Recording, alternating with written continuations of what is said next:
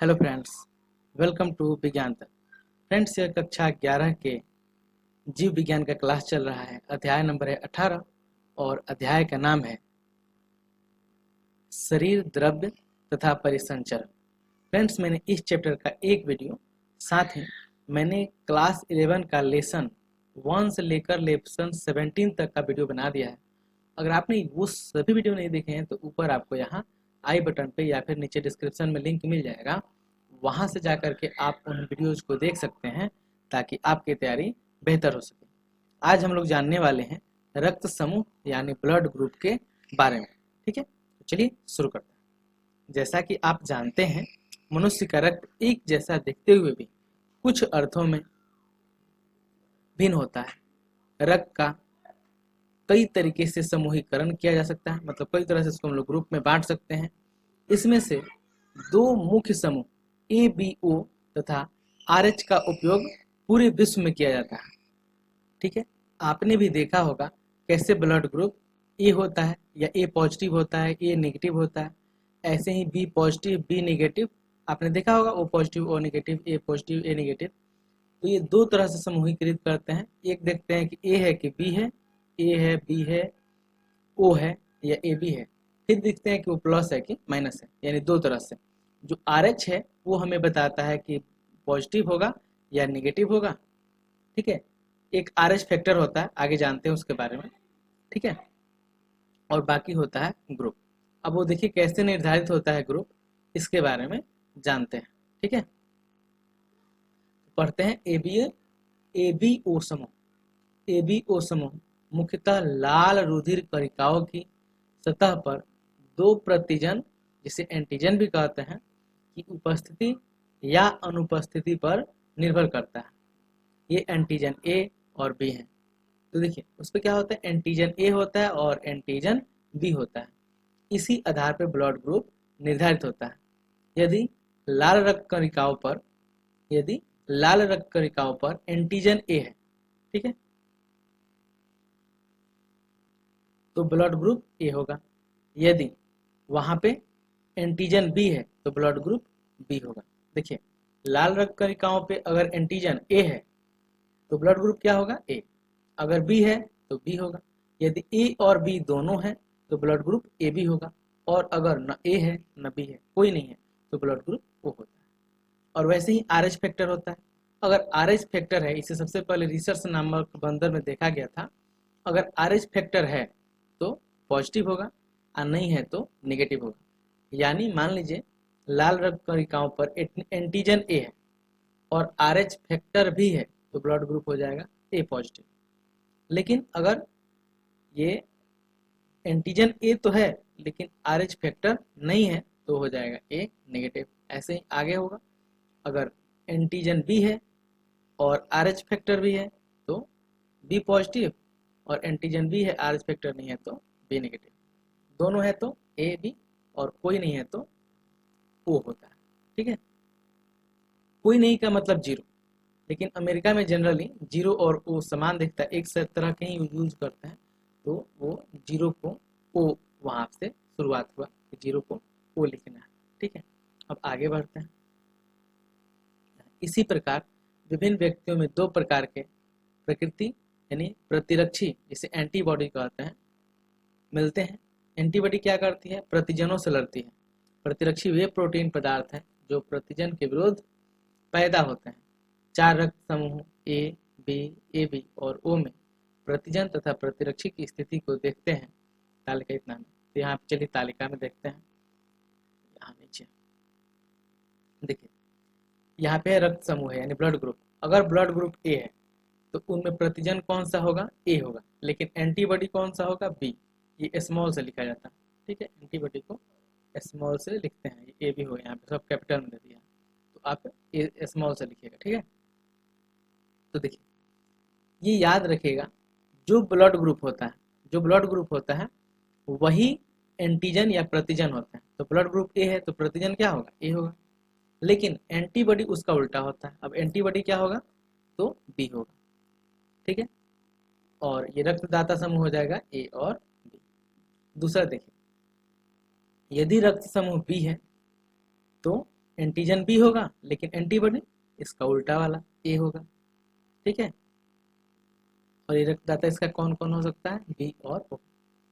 ऐसे ही अगर A B blood group है तो उसमें प्रतिजन ए बी होंगे, जबकि उसमें कोई भी एंटीबॉडी नहीं होगा क्योंकि एक दूसरे से वो क्लैश कर जाएंगे। और ये रक्तदाता समूह इसमें कौन कौन सा होगा, ए बी होगा, ए होगा और बी होगा, फिर ओ होगा। यानी आप यहाँ पे देख सकते हैं इसमें सभी ब्लड ग्रुप आ जाते हैं। फिर है ओ है अनुपस्थित, यानी अगर ओ में कोई एंटीजन अनुपस्थित नहीं है, कोई एंटीजन नहीं है यानी अनुपस्थित है, तो उसमें एंटीबॉडी कौन से पाए जाते हैं, ए और बी। और रक्तदाता समूह कौन सा होता है, ओ, ठीक है। ये किसको, इसको कौन कौन ब्लड दे सकता है, तो ओ दे सकता है केवल, ठीक है। तो ओ वाला केवल ओ से ब्लड ले सकता है, ठीक है। ए वाला किससे ले सकता है, ए वाला ए से लिख सकता है और ओ से ले सकता है। यानी ए के लिए रक्तदाता कौन है, तो ए को ब्लड दे सकता है ए और ओ, बी को बी और ओ दे सकता है, और ए बी को ए बी दे सकता है, ए दे सकता है, बी दे सकता है, ओ दे सकता है, और ओ को केवल ओ दे सकता है। इसलिए ओ को सर्वदाता कहते हैं, क्योंकि जिसका ब्लड ग्रुप ओ है वह ए बी वाला को भी ब्लड दे सकता है, बी वाला को भी दे सकता है और ए वाला को भी दे सकता है। और ए बी को सर्व प्राप्त करता कहते हैं, क्योंकि ए बी वाला किससे ब्लड ले सकता है, वह ब्लड ग्रुप ए वाला से भी ले सकता है, बी वाला से भी ले सकता है और ओ वाला से भी ले सकता है, ए बी से तो ले ही सकता है, ठीक है।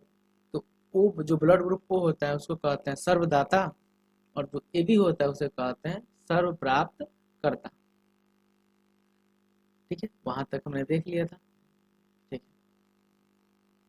यहाँ पे दाता एवं ग्राही के रक्त समूहों का रक्त चढ़ाने से पहले सावधानी पूर्वक मिलान कर लेना चाहिए, जिससे रक्त स्कंदन यानी रक्त का थक्का बनना एवं आरबीसी के नष्ट होने जैसी बीमारियां, गंभीर परेशानियां न हो, ठीक है। इसलिए जब ब्लड किसी एक व्यक्ति का ब्लड दूसरे व्यक्ति के शरीर में डालते हैं तो उसका पहले ब्लड ग्रुप टेस्ट कर लेते हैं इस तालिका के अनुसार जो मैंने आपको बताया। नहीं तो क्या होगा, आरबीसी कोशिकाएं नष्ट होने लगती हैं, ब्लड में थक्का होने लगता है यानी स्कंदन होने लगता है। उपरोक्त तालिका से स्पष्ट है कि रक्त समूह वो सर्वदाता है, जो मैंने आपको बताया ना, सर्वदाता मतलब सबको ब्लड दे सकता है, जो सभी समूहों को रक्त प्रदान कर सकता है। रक्त समूह ए भी सर्व आदाता यानी सर्वग्राही है, जो सभी प्रकार के रक्त समूहों से रक्त ले सकता है, ठीक है। अब यहाँ पे हम लोग देखते हैं आरएच समूह, ठीक है। देखिए एक अन्य प्रतिजन या एंटीजन आरएच है जो लगभग 80% मनुष्यों में पाया जाता है, ठीक है। कितना में, 80% मनुष्य में पाया जाता है, तथा यह आरएच एंटीजन रिसेस बंदर में पाए जाने वाले एंटीजन के समान होता है। वास्तव में जो ये एंटीजन रिसेस होते हैं ये सबसे पहले बंदर में पाए गए थे, और वैसा ही हमारे शरीर में भी होता है, इसलिए उसका नाम रिसस यानी आरएच रख दिया गया। ऐसे व्यक्ति जो जिनमें आरएच एंटीजन होता है उसे आरएच सहित यानी आरएच पॉजिटिव, और जिसमें यह नहीं होता है उसे आरएच हीन यानी आरएच निगेटिव कहते हैं, ठीक है। आरएच निगेटिव के व्यक्ति के रक्त को आरएच सहित पॉजिटिव के साथ मिलाया जाता है। इसका मतलब समझिए, यानी कोई व्यक्ति है जिसका ब्लड ग्रुप क्या है, आरएच निगेटिव है, यानी उसका ब्लड ए है, बी है या कोई भी हो, अगर निगेटिव है तो यानी जिसमें आरएच नहीं है, तो आरएच निगेटिव वाले व्यक्ति के रक्त को अगर आरएच पॉजिटिव वाले व्यक्ति के साथ मिलाइएगा तो क्या होगा, अगर मिलाया जाता है तो व्यक्ति के आरएच प्रतिजन आरएच निगेटिव के विरुद्ध विशेष प्रतिरक्षी बन जाती है। तो क्या होगा, जब आरएच निगेटिव वाले ब्लड को आरएच पॉजिटिव वाले के शरीर में मिलाइएगा तो क्या होगा, इसके खिलाफ आरएच निगेटिव खिलाफ प्रतिरक्षी बन जाएगी यानी एंटीबॉडीज बन जाएगी। अतः रक्त का आदान प्रदान करने से पहले आरएच समूह को भी मिलाना आवश्यक है, यानी जब उसको आप मिला दीजिएगा ना तो ब्लड का थक्का बन जाएगा। इसलिए आरएच जो पॉजिटिव है उसका ब्लड आरएच पॉजिटिव को ही दिया जाना चाहिए, और यहाँ पे जो वास्तव में आरएच निगेटिव है उसका ब्लड केवल आरएच निगेटिव को ही दिया जाना चाहिए। आगे बढ़ते हैं। एक विशेष प्रकार की आरएच अयोग्यता को एक गर्भवती यानी RH निगेटिव मादा एवं उसके गर्भ में पल रहे भ्रूण के RH के बीच पाई जाती है।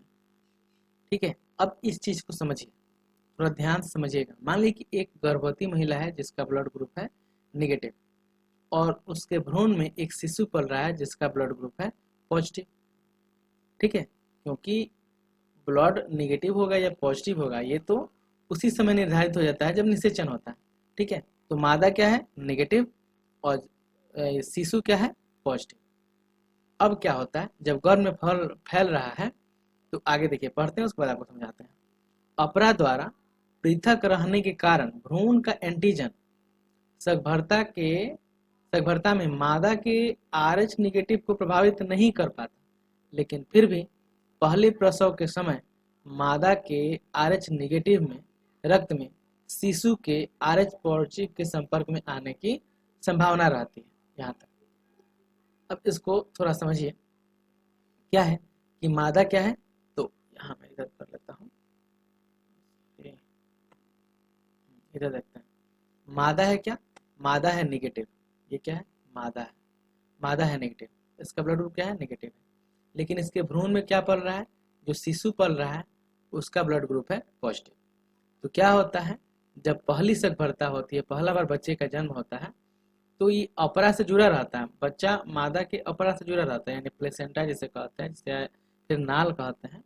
लेकिन इनमें ब्लड का आदान प्रदान नहीं होता।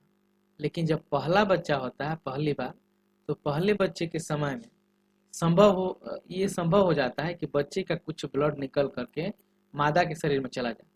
अब मादा के शरीर में ये पॉजिटिव वाला ब्लड जाता है, तो इसमें RH फैक्टर भी जाता है, क्योंकि पॉजिटिव का मतलब क्या है कि उसमें RH है, रिसस नामक प्रोटीन एंटीजन है। अब ये जब RH चला जाता है मादा के शरीर में, तो मादा का शरीर क्या करता है, इस RH के खिलाफ एंटीबॉडी बना लेता है, यानी इनको मारने वाला प्रतिरक्षी बना लेता है। ठीक है, अब जब दूसरी बार ये गर्भ ठहरता है, तो दूसरे बच्चे के शरीर में वो क्या होती है, अपरा के माध्यम से एंटीबॉडी जा सकते हैं, और जब दूसरा बच्चा होगा तो हो सकता है उसके शरीर में एंटीबॉडी जा करके उनको नुकसान पहुंचा दे। ठीक है, यानी सिंपल सी बात यह है, अगर मादा नेगेटिव है और शिशु पॉजिटिव है, तो पहले बच्चे के समय कोई दिक्कत नहीं होगा, लेकिन दूसरे बच्चे के समय यह पॉसिबल है कि मादा के शरीर में जो एंटीबॉडी बनी है ये पॉजिटिव के खिलाफ वो आकर के बच्चे को नुकसान पहुंचा दे। ठीक है, वही कह रहा है कि ये प्रतिरोध में एंटीबॉडी बनाना शुरू कर देती है। यदि परवर्ती गर्भावस्था होती है, यानी दोबारा गर्भावस्था होती है, तो रक्त में RH निगेटिव भ्रूण के रक्त RH पॉजिटिव में RH प्रतिरक्षी का रिसाव हो सकता है, इससे भ्रूण की लाल रुधिर कणिकाएं नष्ट हो सकती है। वही आपने बताया क्या होता है कि वो एंटीबॉडी माता के शरीर से आकर के दूसरे बच्चे के शरीर में जाएंगे और उनकी RBC यानी लाल रुधिर कणिकाओं को नष्ट कर सकती है। यह भ्रूण के लिए जानलेवा हो सकता है, या इसे रक्ताल्पता यानी खून की कमी हो सकती है और पीलिया भी हो सकता है। ऐसी दशा एरिथ्रोब्लास्टोसिस फिटेलिस कहते हैं, या फिर गर्भ रक्ताणु कोरकता कहते हैं। इस स्थिति से बचने के लिए माता को प्रसव के तुरंत बाद RH प्रतिरक्षी का उपयोग करना चाहिए।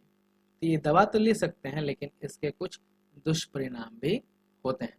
मुझे उम्मीद है आपको ये समझ में आ गया होगा।